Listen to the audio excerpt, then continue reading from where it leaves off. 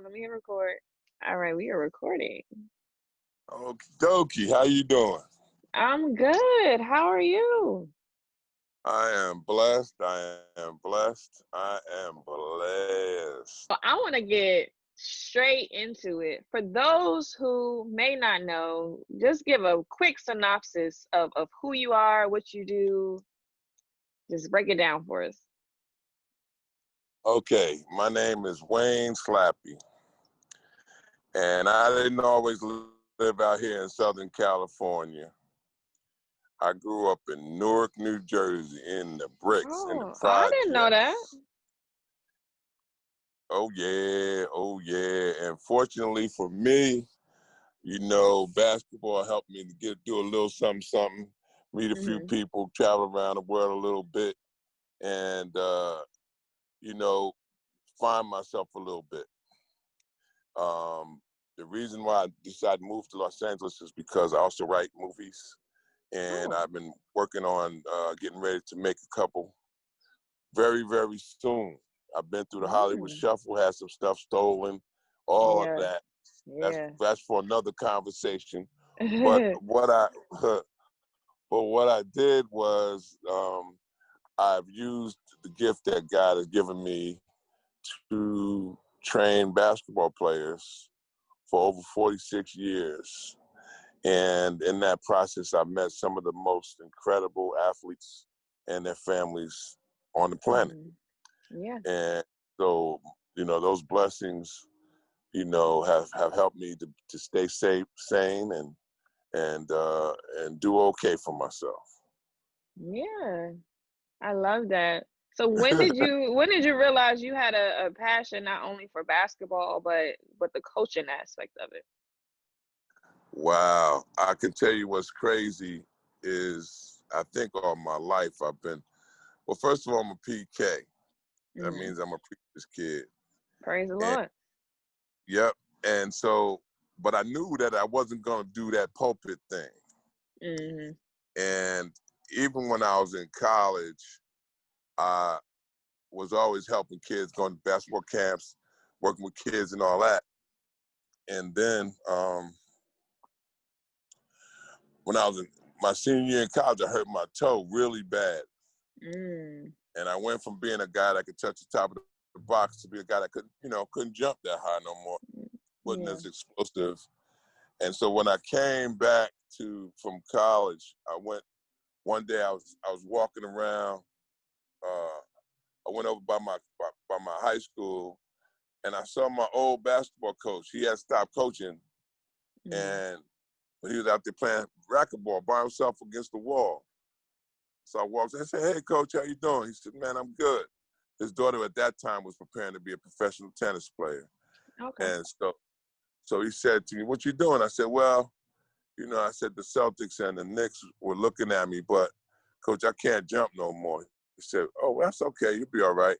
He said, "Matter of fact, I want you to apply for the teaching job over here. We got an opening in the phys ed department. This is at Weequahic High School in Newark, New Jersey." So I applied for the teaching job in June. End of June, I got the job in July. So then I started teaching in September. He said, "Wayne, Floyd Kerr just left. He was the basketball coach that took over. He got a job at Colorado State University. Why don't you apply for the head coaching job?" Now, at that time, my high school was one of the top schools in the country every year. So it was like a lot of pressure, but I said, my ego, my craziness, my self-absorbedness, I said, okay, let me apply for the coaching job. Just go for it. I'll go for it. I was 22 years old. I applied for the job in September. Everybody that I knew or knew who I was, from my playing days in high school and so forth were, "Oh yeah, they gave me the job." I was like, "What? I got the head coaching job." I was 22 years old. Yeah. So I coached for a while. I went through some stuff there. Coached for 5 years at my high school. Did pretty well, and ended up not coaching. I wasn't really happy. I was never happy. Mm-hmm. That's the thing. I was never really happy. Although I loved it, I was never satisfied, put it like that. I'd Right. be temporarily happy after victories and things, but I didn't really get satisfied. I was never, because there was always another game, another tournament, another season, another group of kids to train, but so for a minute I stopped. Mm-hmm. And then the bug never leaves you. Right. So then I got the opportunity to just start training athletes. And, well, what happened was, sorry, let me back up. I found myself when I started writing Mm-hmm. and producing and ultimately directing plays. And Wow. that made me satisfied because I could see people being like scared in a movie theater. I mean, in a theater, and they don't have any guns. They have no threats. I could just shake them, or I could make them laugh. I could make people cry just with my words. You know what I mean? Yeah. And like, oh, I like this.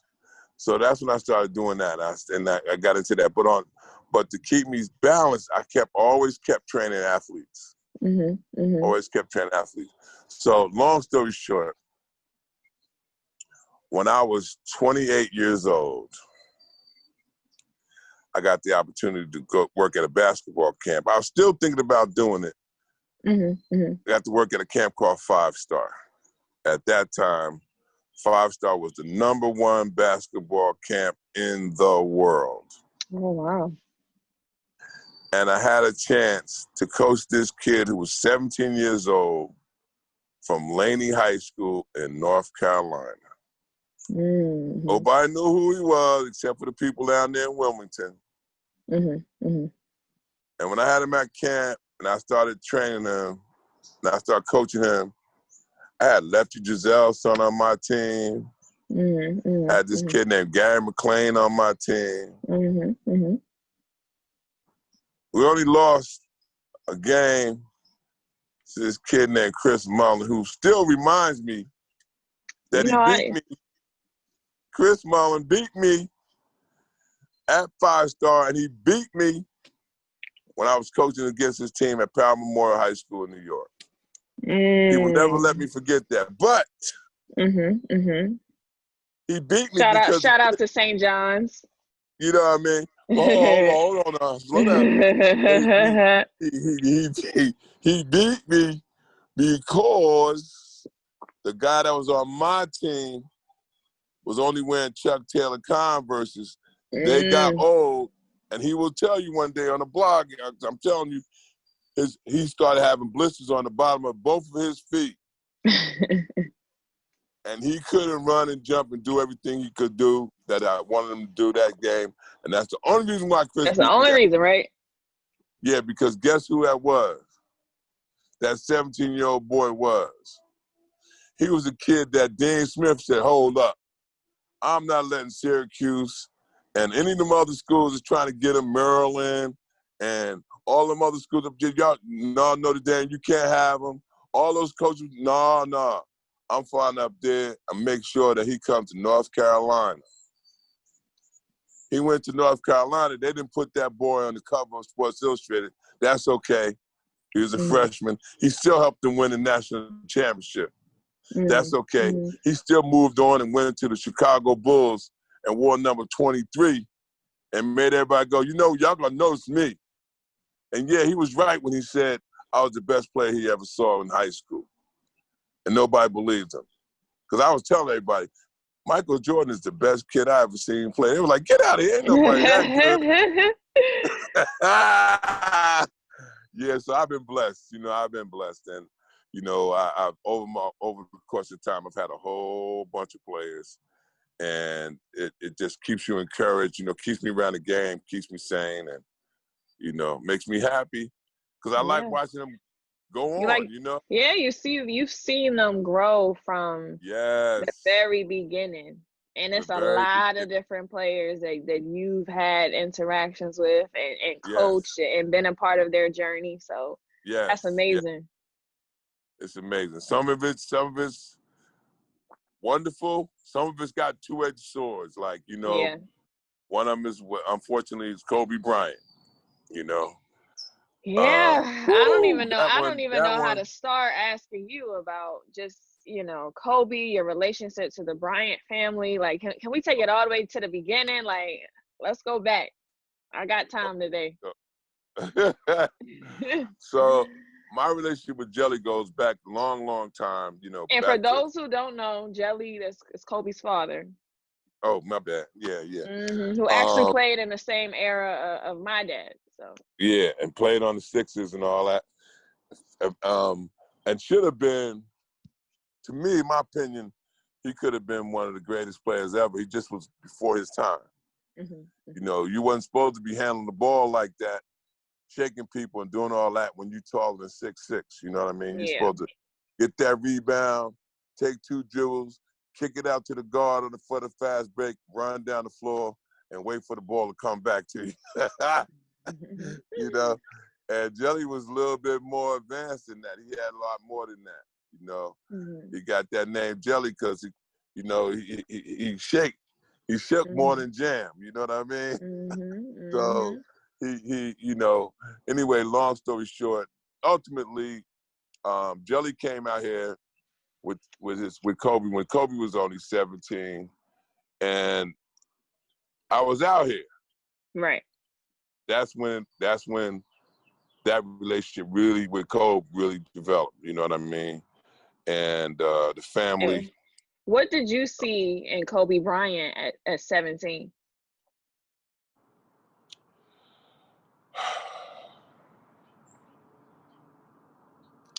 Now you're gonna get me really emotional. So I'm sorry. I got on sunglasses. I'm sorry. No, you ain't. Don't be sorry. You Tiara. Don't be sorry. You got a crown on your head for a reason. And Thank Kobe you. came to this planet for a reason. And you see a kid who's the best way I could describe Kobe is one of the words. It's one of the times Jelly said he's a basketball nerd. That's somebody who's gonna study the game, who's gonna be a master of the game. And the thing is, you see a family. You see his older sisters. He's the baby. He the man. You see his mama. You see his daddy. And you see why he's gonna be okay. He's grounded. He got talent, yeah. He got passion. You can't buy that. You can't teach that. You can't make that. It's gotta be inside that kid. And that's Kobe. And I seen him, go up against, I don't care who it was, you know what I mean? He still got that fire, that East Coast fire, that you can't reproduce that nowhere either. That Philly, Jersey, New York, DC basketball intellect. Yeah. That hunger that you learn from the playgrounds, that you learn playing one-on-one against anybody. It don't matter who you are. Your name is just a name until you play against me kind of attitude. And when you play against me, you better go to sleep that night before because I'm gonna bring it. I'm coming. Yeah. I'm coming. And then when you add that passion to the footwork you learn from a kid, from his dad, making him play soccer, and being in a foreign place where he was so cultured. He knew different languages. He was like a sponge to everything around him. Sponge. People don't understand. He went to international school and saw kids from all around the world. So it fits that kids from all around the world, fall in love with him. You know what I mean? It fits. So, because he was an international kid, a lot of people don't understand that about him. When he first came, you got a kid who's cultured and articulate and, lovable, and people's jealous, like, where's the street cred at? You know what I mean? Like, he's supposed to be a certain stereotype, but that ain't Kobe. You know what I mean? He never fit. He never fit anybody's stereotype at all. So, you know, fortunately, I became really tight with his dad. You know, when that accident happened, man, I was so sick. I couldn't believe it. I was training some kids in the morning, and sky looked a little weird. You know, Yeah. it looked weird. It was an eerie day from the beginning. Eerie day, I'm telling you. And I was up in the Palisades, not far from where they used to live at it. And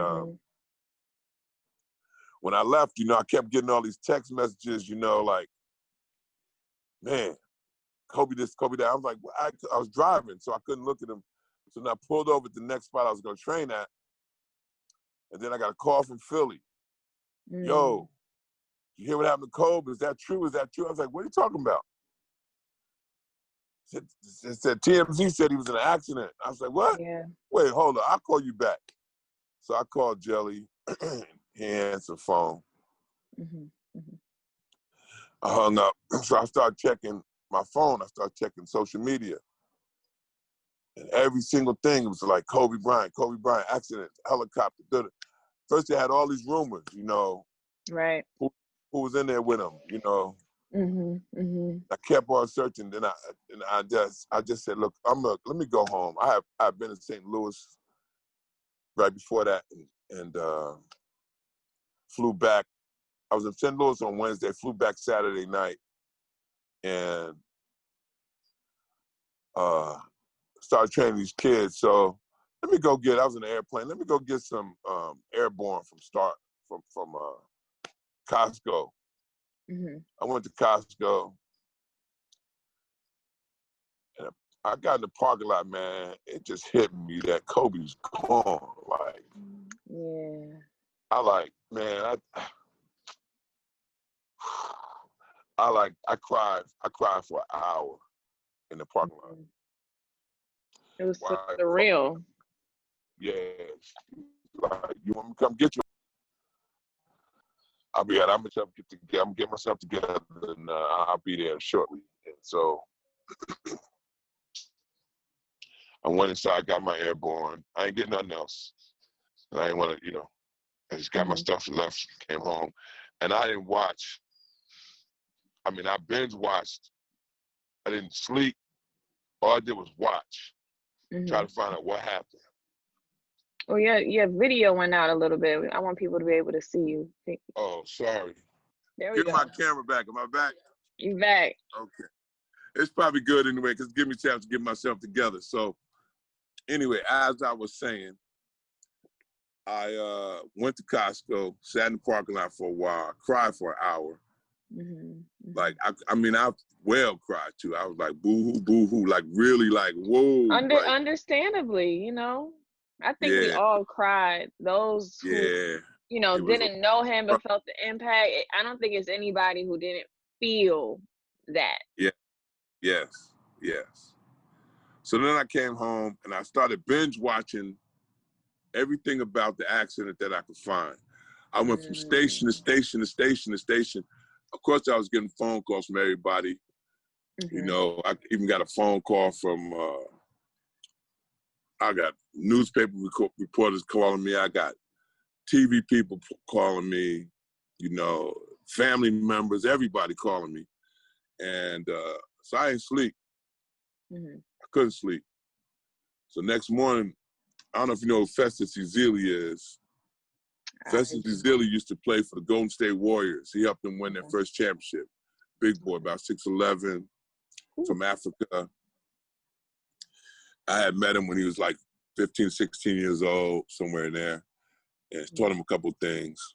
So I was training him that morning, and we went in the gym, and we started, as soon as we saw each other, we hugged each other, and we started exchanging Kobe Bryant stories, crying.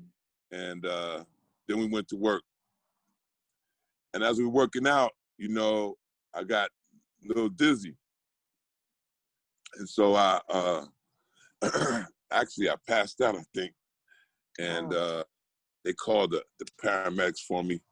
And they came and they checked me out. I woke up, you know, before they got there, sat down, and they got there, and they checked me out and everything. They said, "Hey, man, you need to go to the. Probably should go. We can't do everything, but you should probably go to the hospital." Like, all right, I'll go. And as soon as they got ready to leave, I said, "Okay, Fester, let's get back to work."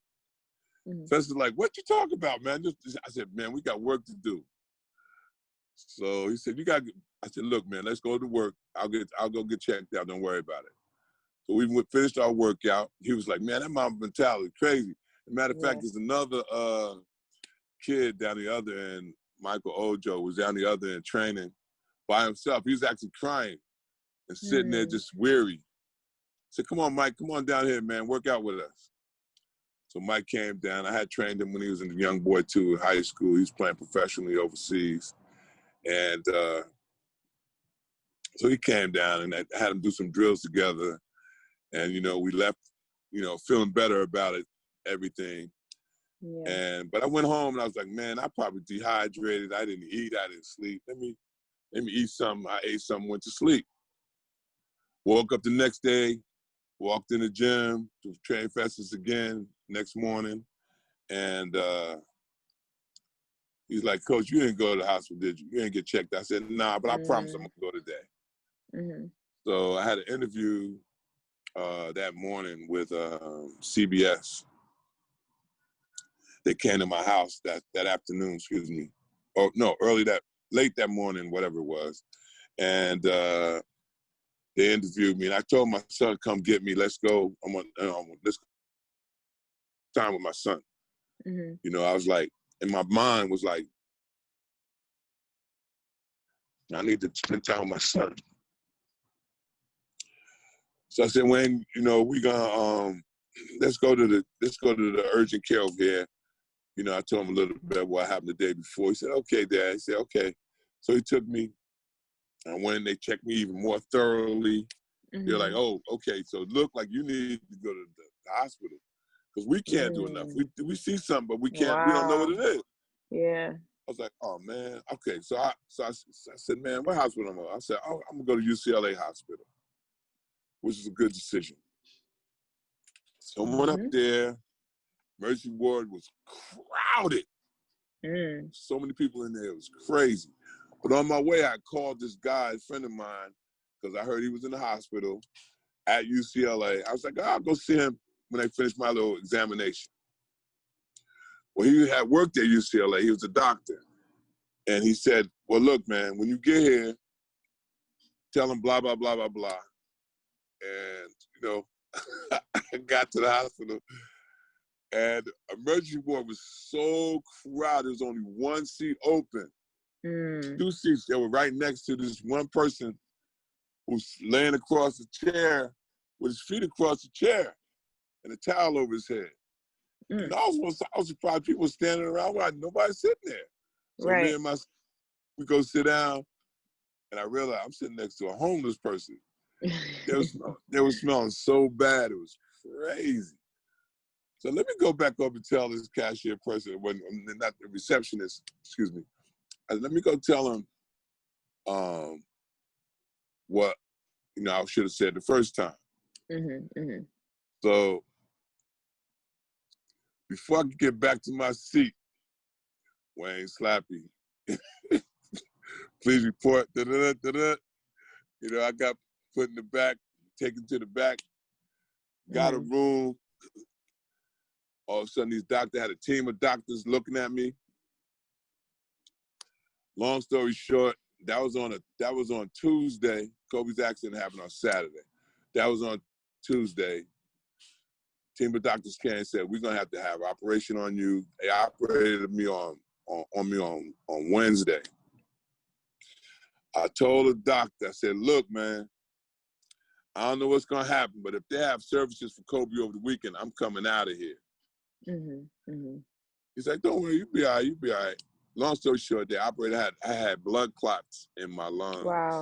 Wow. I could have been gone. And did they say that came from the stress? They didn't know what it was coming from altogether, but I had flown in the airplane the day before. They don't know if it came from my thigh. They didn't know. They didn't know.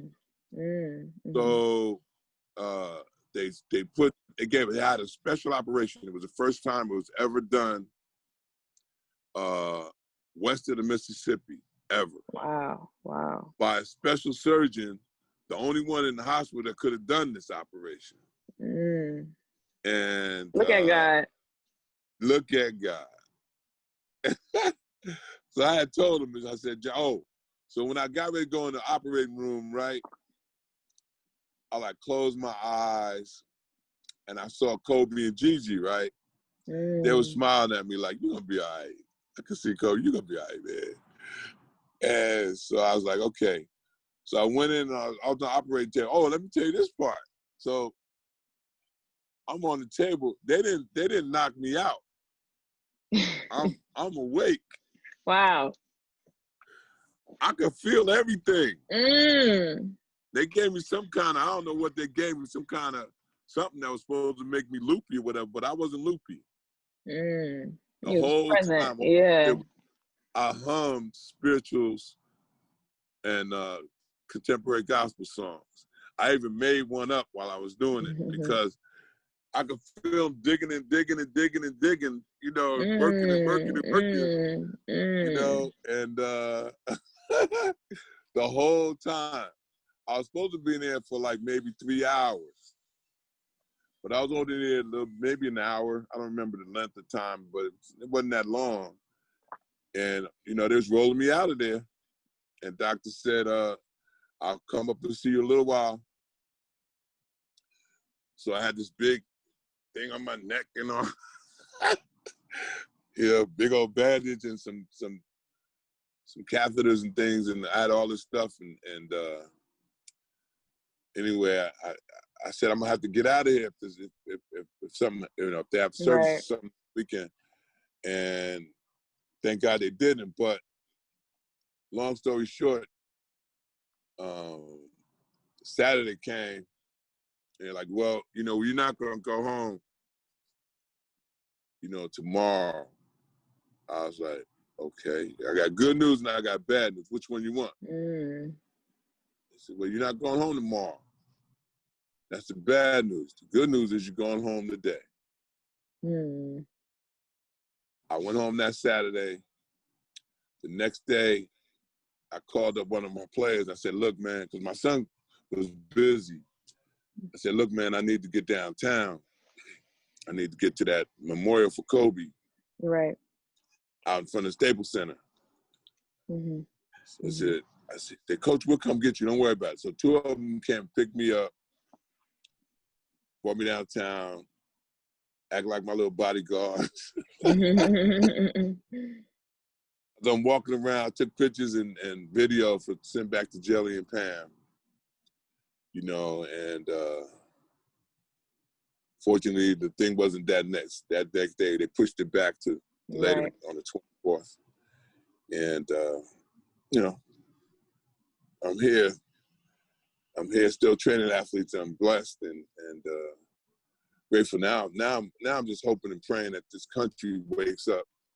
I'm kind of glad Kobe don't got to go through this nonsense anymore, some level, because he's a human being that care about all human beings. Right.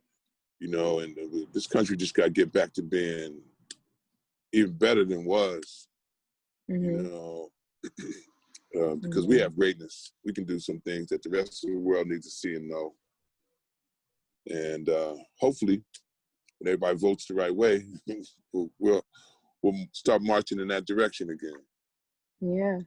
Yeah. That's just, it's incredible to hear how somebody so close to the Bryant family can just share the impact that Kobe had on you personally, because I think that sometimes we put and deservingly so, Kobe on this pedestal, and we forget that he was a husband, he was a father, he's a brother, he's a son, he's a grandson, he's a cousin, grandson, he's a nephew, he's a cousin, you you know, all that, all that, you know, and his sisters, they just as important to his life as his dad, you know.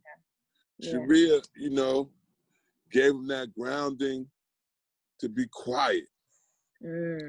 Shea passed on that flamboyance, you know. Shea is like the mayor, you know, we call her Shea the mayor. She could walk in the room, the party don't start till Shea get there. You know, she's a light, you know what I mean? They both contributed to helping that boy become the gentleman that he is, you know what I mean? The caring human being cares about his mama, you know, cares about women, you know, the way he did, you know. All that went into the mix. His grandmama, you know what I mean?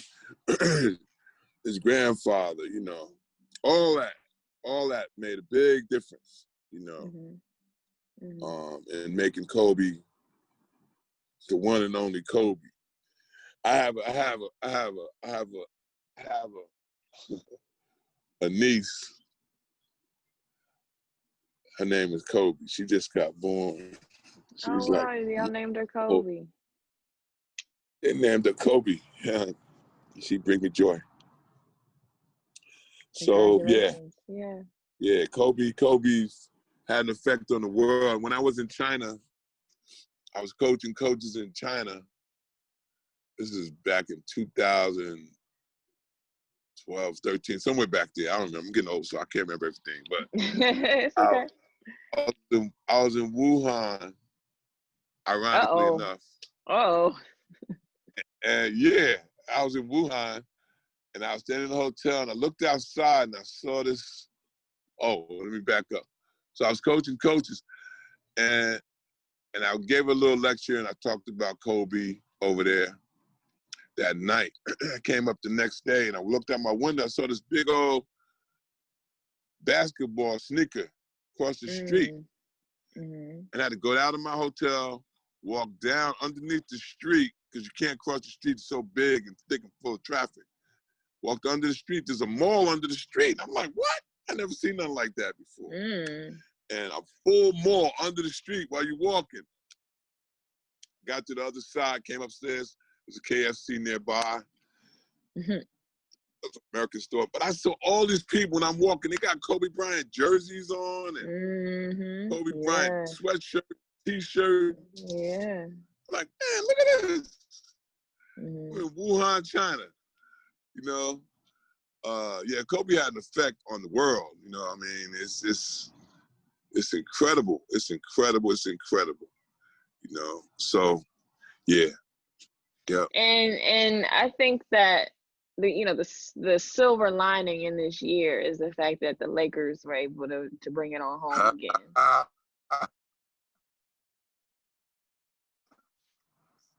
How's that? How's it like being out in LA and talking to Kobe's family and celebrating, bringing it on in, and the fact that they was out there wearing 24 and rooting for Kobe the entire time.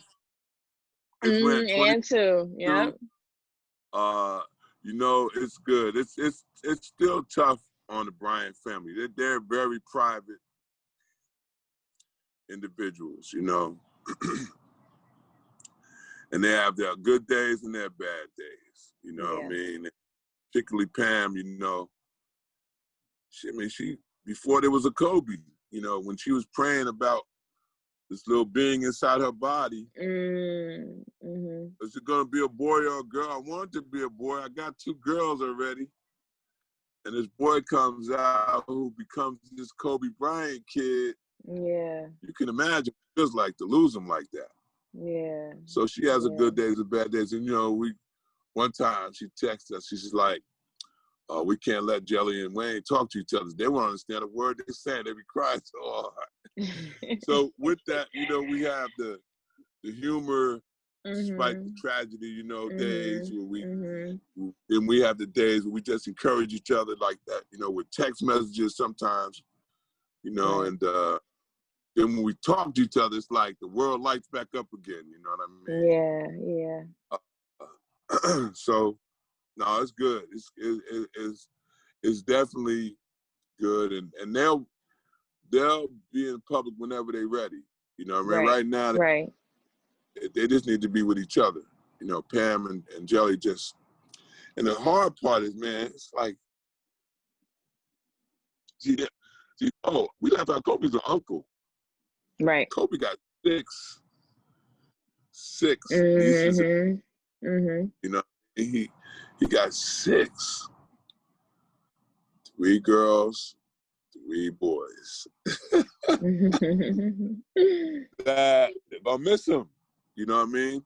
And Yeah. my prayer is that his daughters get to be so close to their siblings, their cousins. You know what I mean? Yeah. Yeah. They form that same cocoon around each other. Don't matter Mm-hmm. what happens in the world, you know, they got each other. Right. You know, they're not looking for nothing from each other but love and respect and success. That's it. Mm-hmm. That's my hope and my prayer, you know what I mean? Yeah. And, you know, of course, we got Shea over there handling business.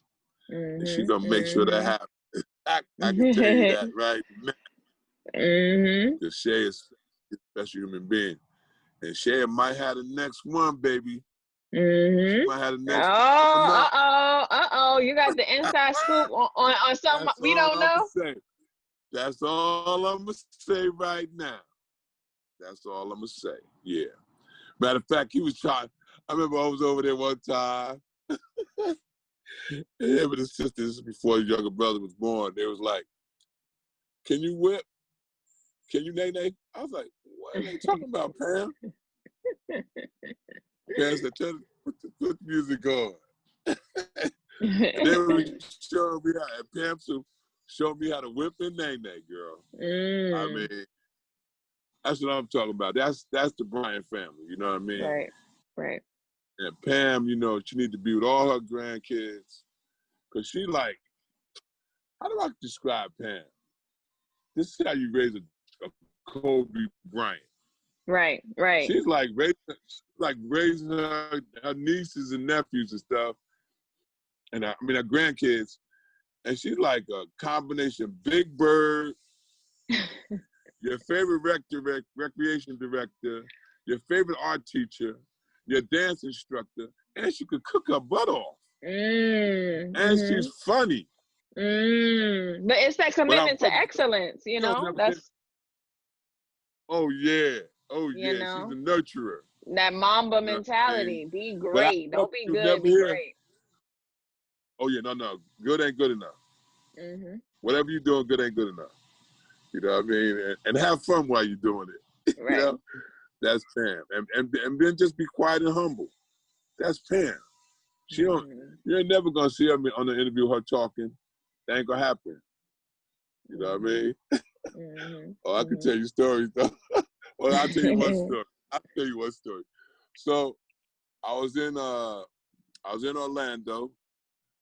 I was with Dwight Howard. Okay. And Bob Lanier. We was in the trailer. We were working on a commercial for Gatorade, right? Okay.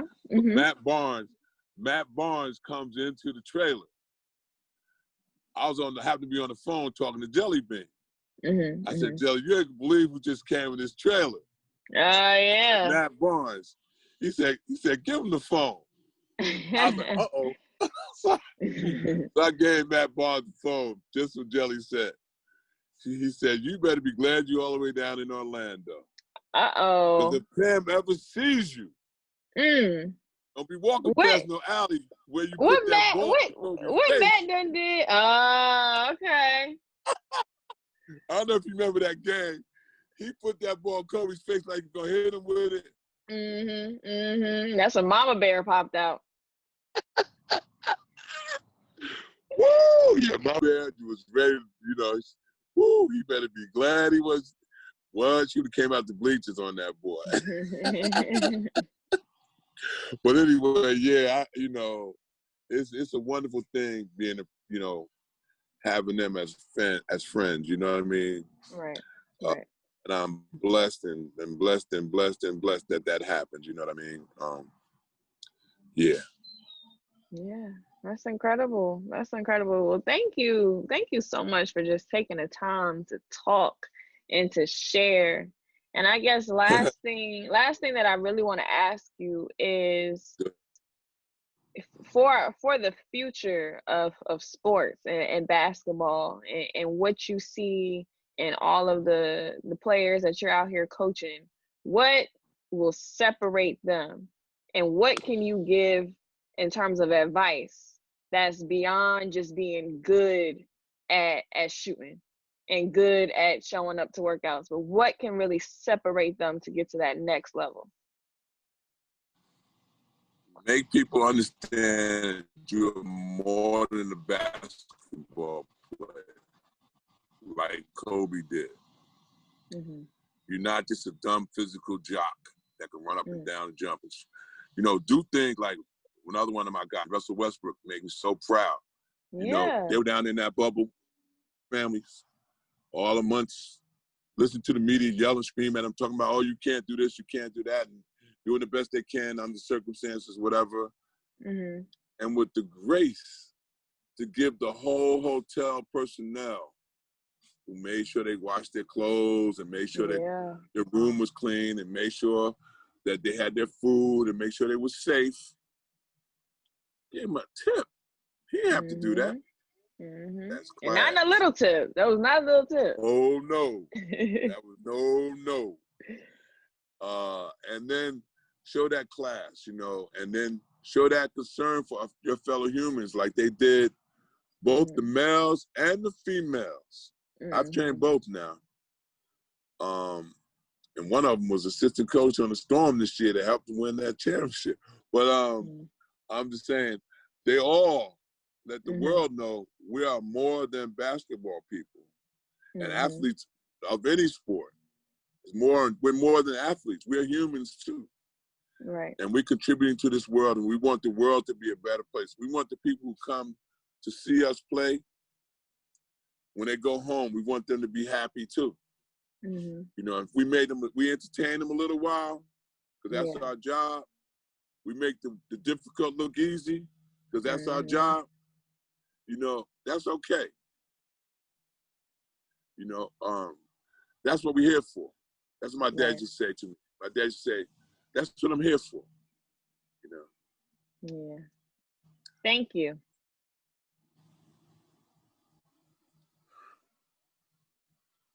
No, that's okay.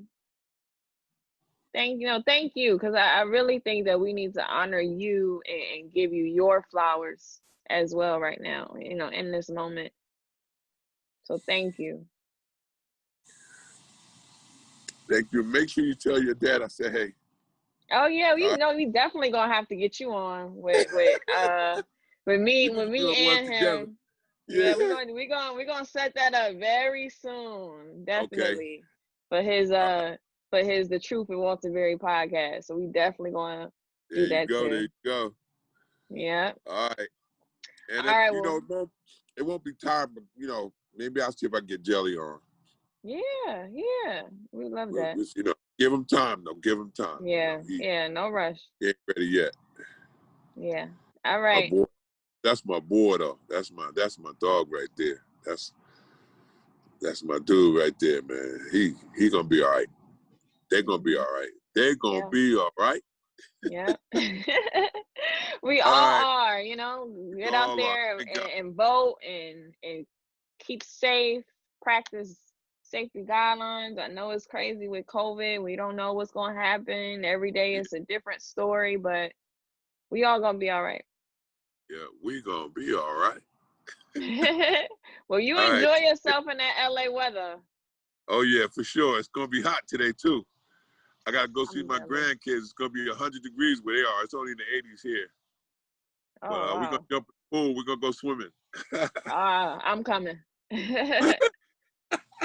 All right. All right. Talk to you soon. Take care. Bye.